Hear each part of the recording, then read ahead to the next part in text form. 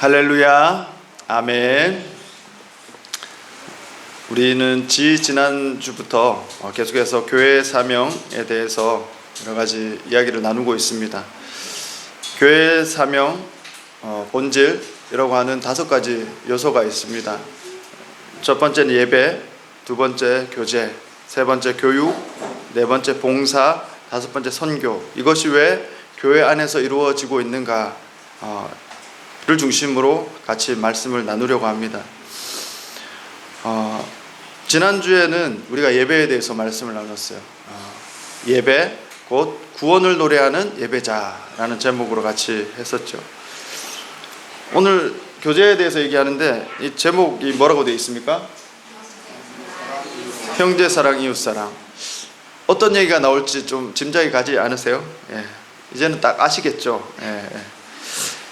여러분, 교제, 성경에서 말하는 또 교회에서 말하는 그 교제는 무엇일까? 우리가 매주 예배 때 고백하고 있는 사도신경, 신앙 고백 속에 이 성도의 교제라는 단어가 나와요.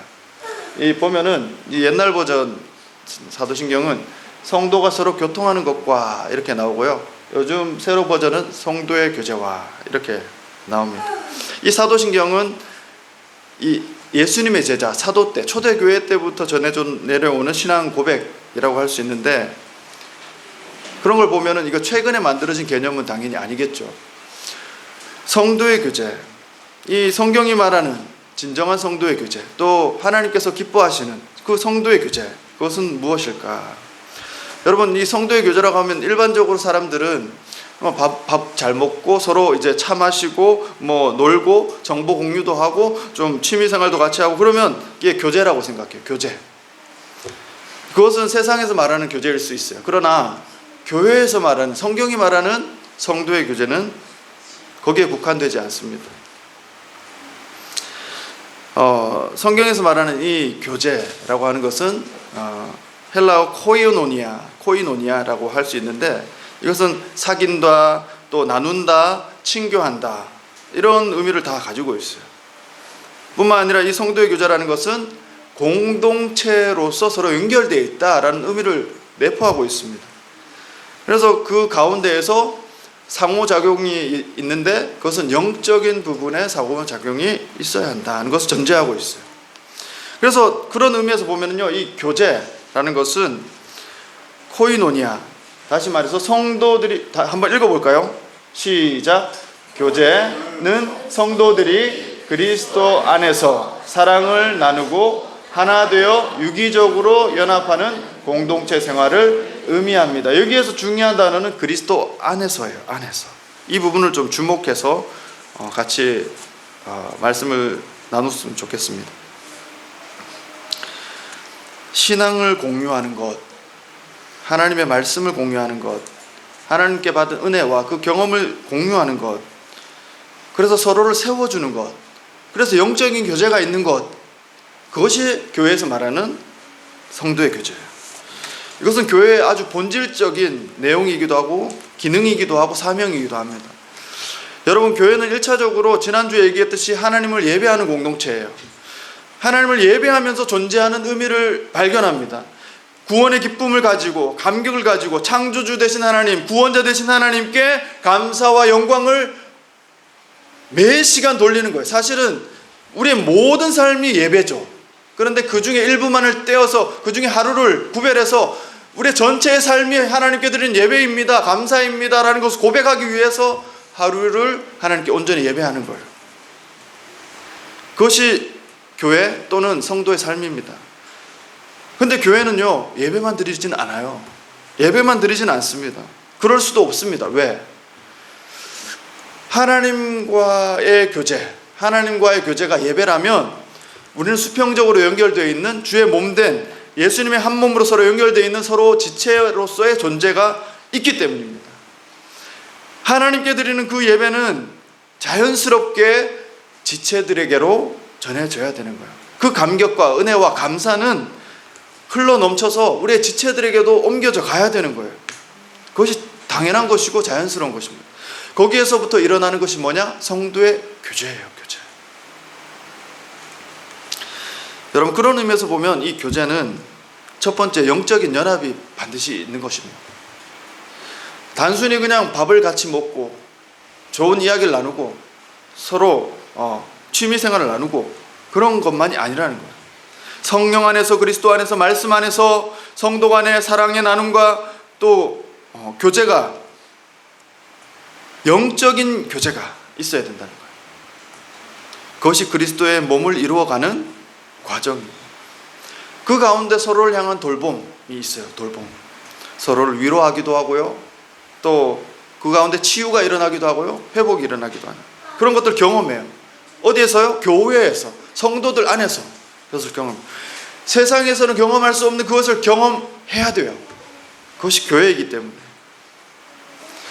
그것뿐만 아니라 서로 동역자로, 동행자로 함께 나아가는, 하나님 앞에 함께 나아가는 그런 공동체로서 그런 의식을 가지고 하는 것이 바로 이 성도의 교제예요.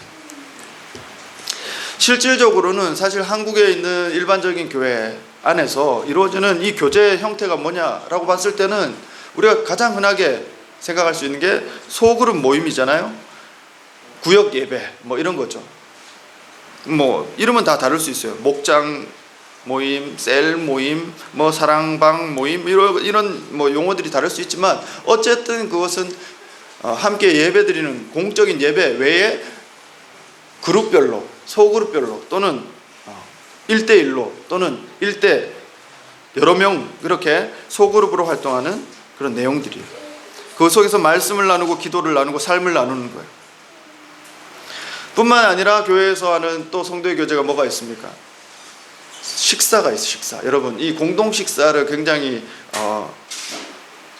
아무것도 아닌 걸로 생각할 수 있는데 그렇지 않습니다. 이 예수님도 제자들과 식사하는 것을 굉장히 중요하게 생각했어요. 함께 먹고 함께 마시고 함께 그것을 통해서 어떻게 보면 한국인의 정서에도 좀 맞는 부분이 있어요. 한 식구가 되는, 한 가족이 되는 그런 정서들이 있다는 거죠. 예수님도 제자들과 또 교회가 성도들과 함께 그렇게 하는 것입니다. 단순히 그 거룩한 성찬식, 우리가 얘기하는 그런 의식으로서, 예식으로서의 성찬식만 그런 것이 아니라는 거예요. 그뿐만이 아니죠. 교회 안에서 활동하는 여러 가지 성도의 교제들이 있습니다. 그런 부분들 외에도 어떤 찬양 대회를 한다든지 야외 예배를 드린다든지 그러죠. 그런 부분들도 할 수 있어요. 그런 단순한 친목이나 연합의 그런 것들도 물론 할 수 있습니다. 그런데 요즘은 보면 이 교회가 너무 이 친목 또는 취미 활동 위주로 되어져 가는 부분들도 사실 없지 않아 있는 것 같습니다.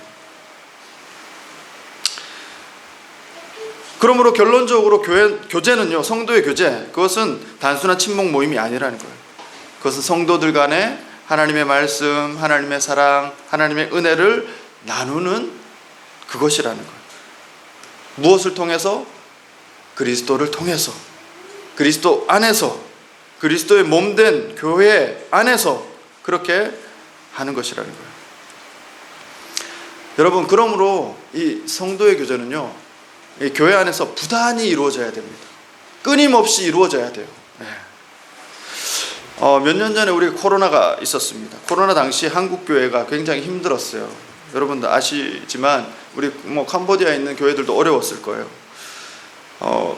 예배를 모일 수가 없기 때문에, 예배로 함께 모이는데 한계가 너무 있기 때문에, 그래서 때로는 이 소그룹으로 모이는 것조차도 이제 느슨해지고 모이지 못하는 그런 일들이 벌어졌어요.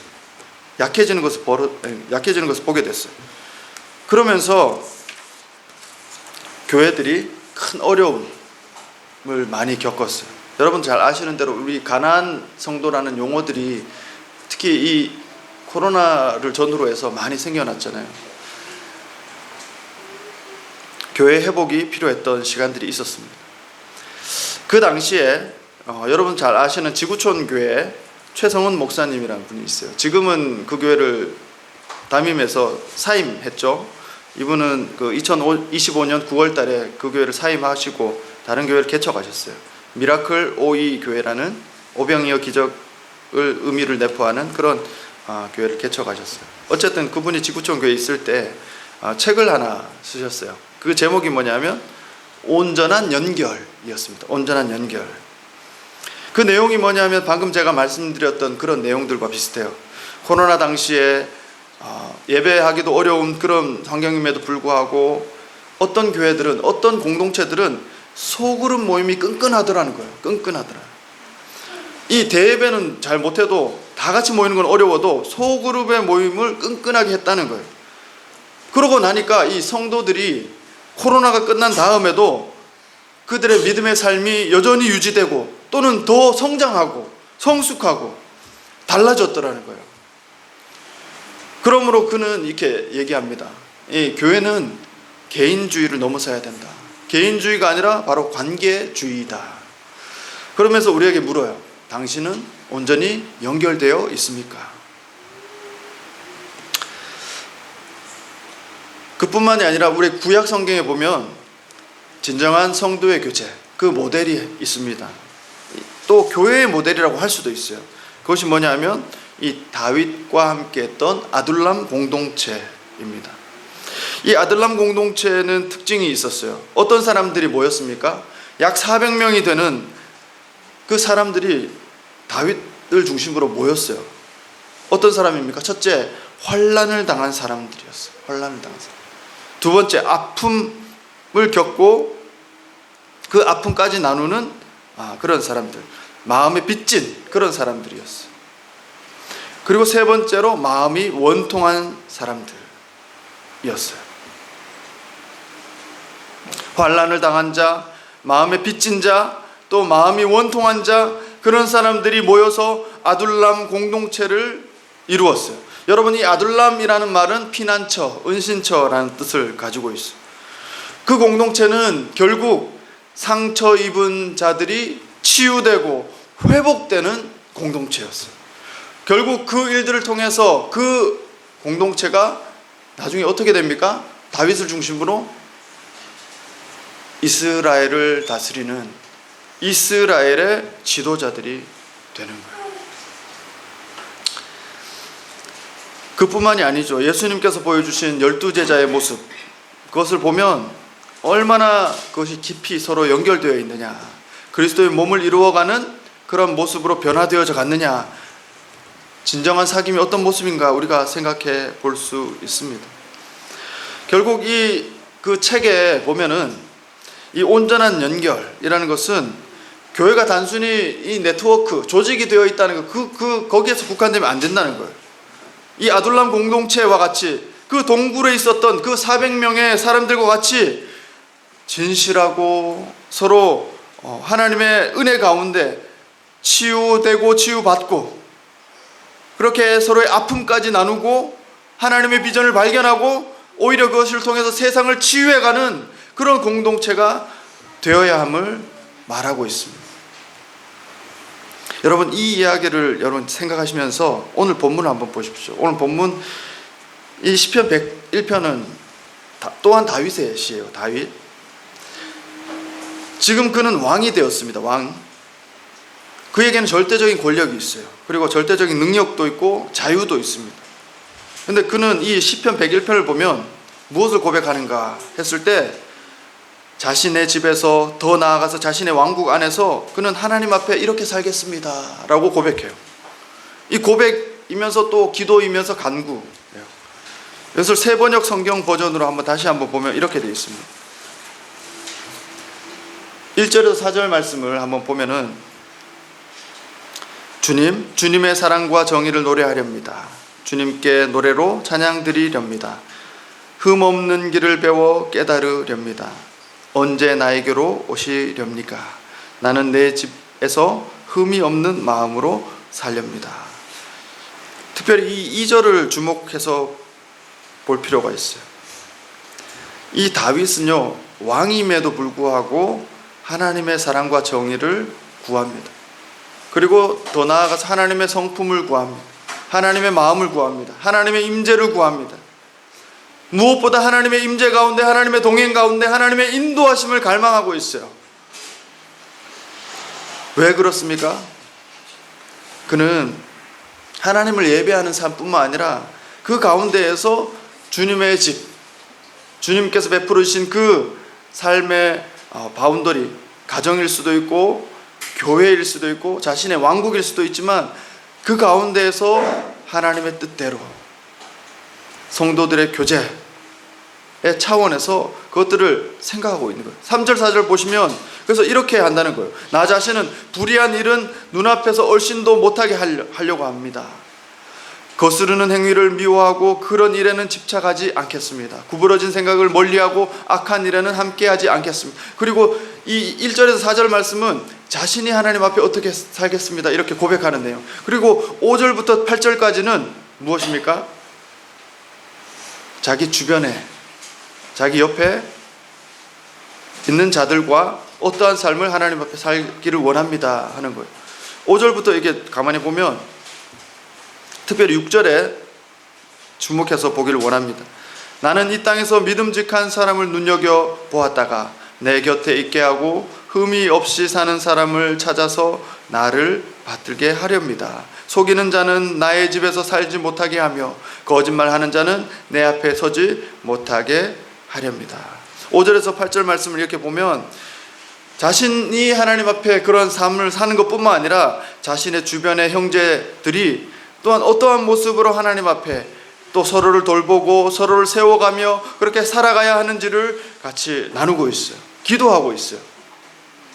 여러분, 이것은 또 하나의 교회의 비전이고 교회의 사명인 거예요. 이러한 연결을 통해서, 이러한 교제를 통해서, 이러한 공동체를 통해서 하나님의 왕국, 하나님의 그 왕국의 백성으로서 어떻게 살아가야 함을 우리에게 보여준다는 사실입니다.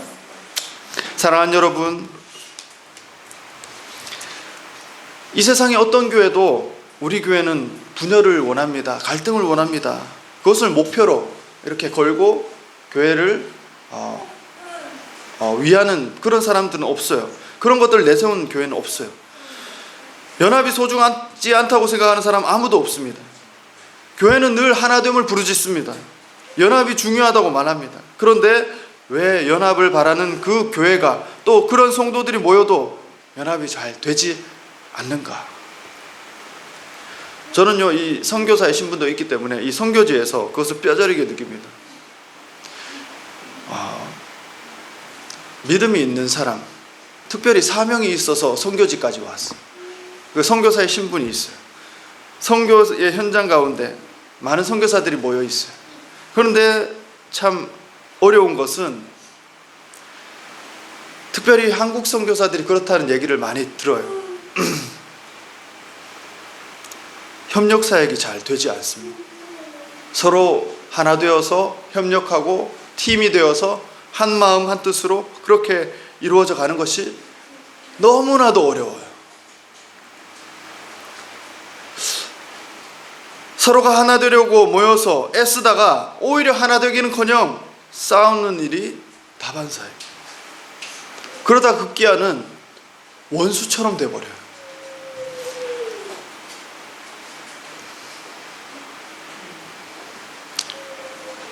하나가 되기를 바란다고 얘기하고 또 그렇게 기도하고 그렇게 살아가려고 애쓰지만 그 하나됨의 중심에 누가 있느냐, 또 내가 원하는 방식이냐, 내가 원하는 결과이냐, 그거에 따라서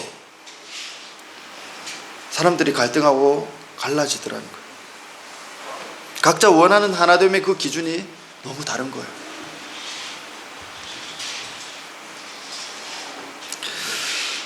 여러분, 그 디트리히 본 회퍼라는 목사님 잘 아시죠? 그분이 그 신도의 공동생활이라는 아주 기독교 고전의 책을 쓰셨는데 거기에 보면은 그런 내용들이 있습니다. 이 교회 공동체가 어떻게 연합할 수 있는가? 거기에 대해서 이런 말을 했어요. 같이 한번 읽어보겠습니다. 시작. 진정한 공동체는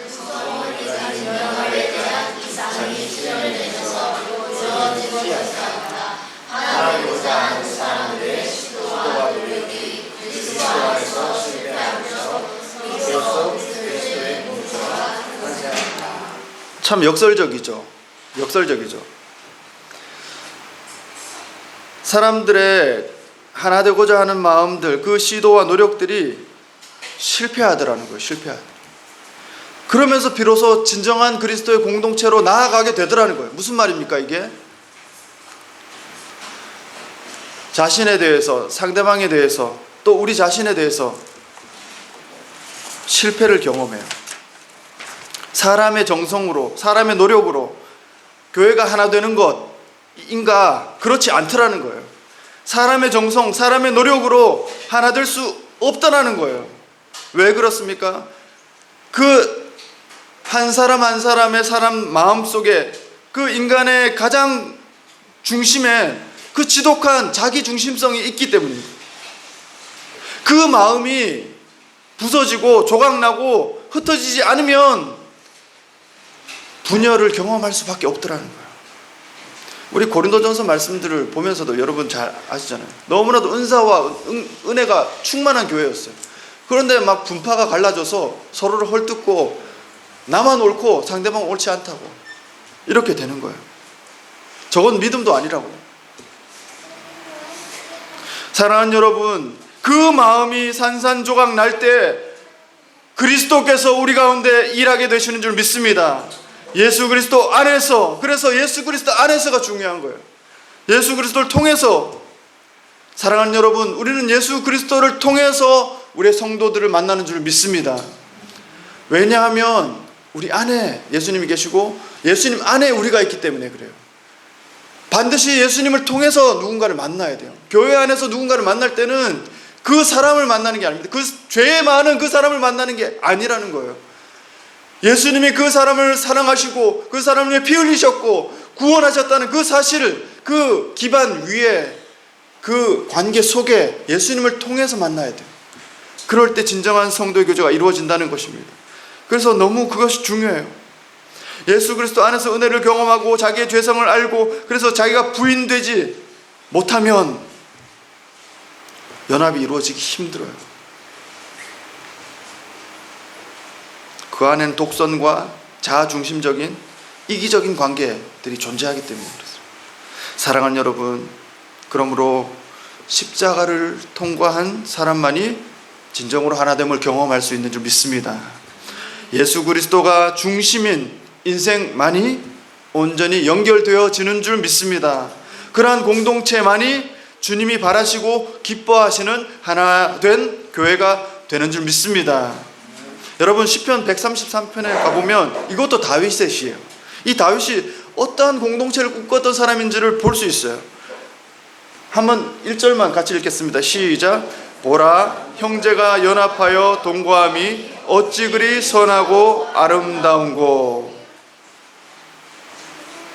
연합과 동거에 대해서 얘기해요. 그것이 선하고 아름답다는 거예요. 그리고 2절 보면 머리에 있는 보배로운 기름이 수염 곧 아론의 수염에 흘러서 그의 옷깃까지 내림 같고 헐몬에 있으리 시온의 산들의 내림 같도다. 뭐가요? 형제 연합, 형제의 동거. 그것이. 그리고 뭐라고 되어 있습니까? 3절 말미에 거기서가 어디예요? 이것을 단순히 장소라고 생각하십니까? 아니요, 그렇게 생각하지 않습니다.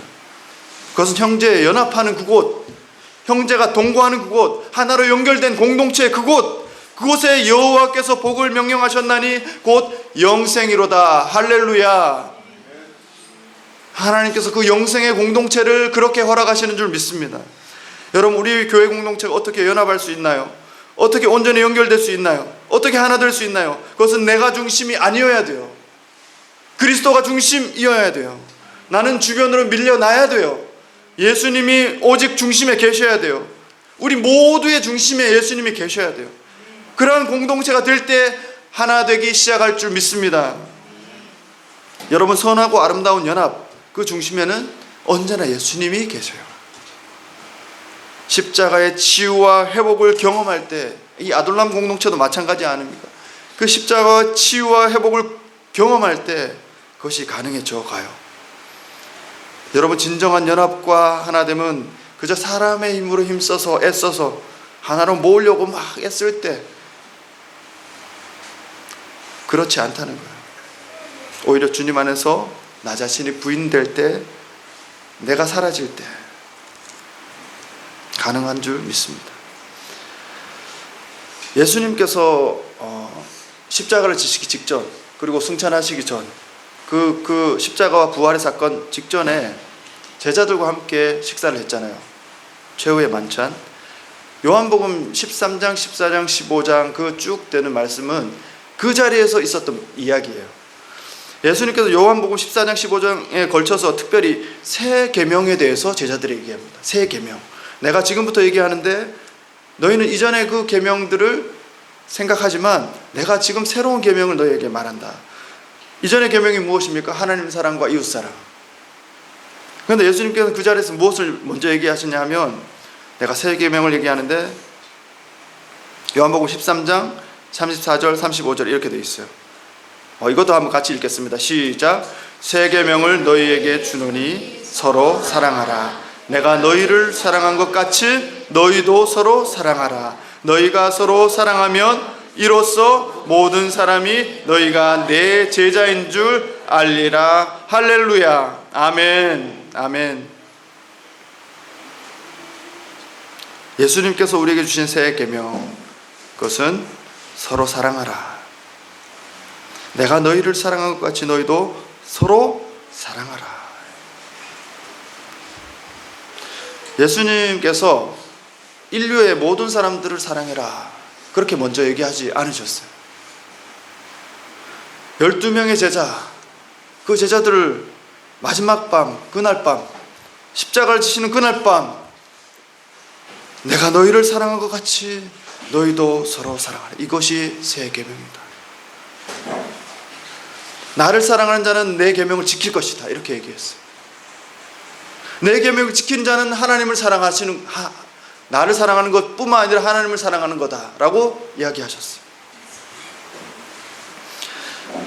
제자들 간에 서로 사랑할 것을 말씀하세요. 요한복음 15장에 가보면 그래서 이렇게 말씀하세요. 15장 12절과 16절 한번 읽겠습니다. 12절 시작. 내 계명은 곧 내가 너희를 사랑한 것 같이 너희도 서로 사랑하라 하는 이것이니라. 16절 뒤에 택한 것이 아니요 내가 너희를 택하여 세웠나니 이는 너희로 가서 열매를 맺게 하고 또 너희가 항상 있게 하여 내 이름으로 아버지께 무엇을 구하든지 다 받게. 17절도 다시 한번 시작. 내가 이것을 너희에게 명함은 너희로 서로 사랑하게 하려 함이라. 할렐루야. 예수님께서 분명하게 말씀하세요. 내가 지금 너희를 택하여 세웠다. 내가 너희를 택하여 세운 이유, 그 목적, 그 비전, 그 내용이 뭐냐? 서로 사랑하라는 거예요. 형제를 먼저 사랑하라는 거예요. 여러분, 이 서로 사랑이라는 말은 다르게 표현하면 형제 사랑인 거예요. 형제 사랑. 예수 그리스도 안에서 한 지체된 형제를 사랑하는 거예요. 여러분, 이 사랑은 멀리에 있지 않습니다.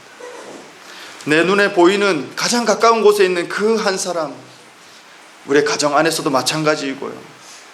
그 한 명의 공동체 안의 식구, 그 형제 사랑에서부터 시작하는 줄 믿습니다. 여러분, 우리의 옆을 한번 이렇게 보세요. 정말 우리 옆에 있는 이분들을 사랑하라는 거예요. 저 밖에 있는 분들은 두 번째예요. 진정한 이웃을 사랑하기를 원한다면, 진정한 이웃 사랑, 그것을 원한다면 우리는 먼저 무엇을 해야 합니까? 형제를 사랑해야 돼요. 요한 1서 4장에 가보면 그래서 이렇게 또 요한을 통해서 하나님 말씀하세요. 누구든지 하나님을 사랑하노라 하고 그 형제를 미워하면 이는 거짓말하는 자니 보는 바 그 형제를 사랑하지 아니하는 자는 보지 못하는 바 하나님을 사랑할 수 없느니라. 우리가 이 계명을 주께 받았나니 하나님을 사랑하는 자는 또한 그 형제를 사랑하느니라 할지니라. 아멘. 여러분, 하나님을 사랑하는 공동체, 하나님을 참으로 예배하는 공동체, 그 표징이 뭐냐? 그것은 그 안에 하나님의 사랑이 있는 거예요. 하나님의 사랑이 그 안에 머물고 있어요. 하나님의 사랑이 머물기 때문에 나누어지고 있어요. 그 사랑 안에서 서로 연결되어져 가고 있어요. 그래서 그 사랑 안에서 함께 지어져 가고, 함께 세워져 가고, 함께 성장해 가요. 성숙한 공동체가 되어져 가요. 어디까지? 그리스도의 장성한 분량에 이르기까지. 한 사람의 성도에게도 적용되는 문제이지만 그것은 한 교회에도 적용되는, 예수님의 온전한 한 몸이 되어서 예수님의 뜻을 이루어가는 한 교회 공동체가 되어져 가는 줄 믿습니다. 사랑하는 여러분, 이제 다시 시작해야 돼요. 우리는 그것을 누려도 되고 누려지지 않아도 되고 보아도 되고 보지 않아도 되는 것이 아니에요. 주님의 진정한 교회라면, 주님의 생명이 있는 교회라면, 그 사랑이 정말로 머물고 있는 교회라면 그것을 반드시 보아야 하고 누려야 할 줄 믿습니다. 그것이 우리의 공동체가 되어야 할 줄 믿습니다. 저 공동체가 아니고 우리의 공동체가 되어야 돼요. 저와 여러분이 있는. 여러분, 저에게는 소망이 있습니다. 여러분에게도 소망이, 동일한 소망이 있겠죠. 저는 신앙생활을 하면서 한 교회에서 자랐어요. 지금 파송받는 이 현실에 있기까지도 한 교회, 경북 안동이라는 곳에 있는 전통교회, 120년 된 교회, 그 교회에서 자랐어요. 아주 좋은 교회였어요. 그런데 교회가 온전할 수 있나요? 그렇지 않죠. 그러나 자랑할 만한 것들도 있어요. 한 번도 분열되지 않고, 한 번도